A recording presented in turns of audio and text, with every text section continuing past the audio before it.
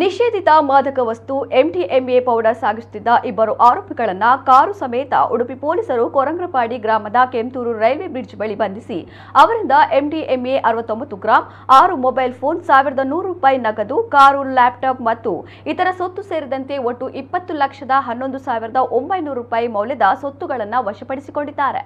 ಕಟಪಾಡಿ ಕೋಟೆ ಗ್ರಾಮದ ಅಕ್ಬರ್ ಮುಹಮ್ಮದ್ ಬ್ಯಾರಿ ಮತ್ತು ಉಚ್ಚಿಲ ಬಡ ಕಾಪು ನಿವಾಸಿ ಎನ್ಎಂ ಮಹಮ್ಮದ್ ಮುಕ್ದುಮ್ ಅಲಿ ಬಂಧಿತ ಆರೋಪಿಗಳು. ಈ ಕಾರ್ಯಾಚರಣೆಯಲ್ಲಿ ಉಡುಪಿ ಡಿವೈಎಸ್ಪಿ ಪ್ರಭು ಡಿಟಿ, ಉಡುಪಿ ನಗರ ಪೊಲೀಸ್ ಠಾಣಾ ಪ್ರಭಾರ ಪೊಲೀಸ್ ನಿರೀಕ್ಷಕ ರಾಮಚಂದ್ರ ನಾಯಕ್, ಉಡುಪಿ ನಗರ ಪೊಲೀಸ್ ಠಾಣಾ ಉಪ ನಿರೀಕ್ಷಕರಾದ ಪುನೀತ್ ಕುಮಾರ್ ಬಿ, ಸುರೇಶ್ ಕೆ, ಅಬ್ದುಲ್ ಬಶೀರ್, ಹೇಮಂತ, ಆನಂದ, ಶಿವಕುಮಾರ್ ಸೆನ್, ಅಪರಾಧ ಠಾಣಾ ಸಿಬ್ಬಂದಿ ಪ್ರವೀಣ್ ಕುಮಾರ್, ಪ್ರವೀಣ್, ರಾಘವೇಂದ್ರ, ಮಾಯಪ್ಪ, ಪ್ರಶಾಂತ್ ಅವರನ್ನೊಳಗೊಂಡ ತಂಡ ಪಾಲ್ಗೊಂಡಿತ್ತು. ಈ ಬಗ್ಗೆ ಉಡುಪಿ ನಗರ ಪೊಲೀಸ್ ಠಾಣೆಯಲ್ಲಿ ಪ್ರಕರಣ ದಾಖಲಾಗಿದೆ.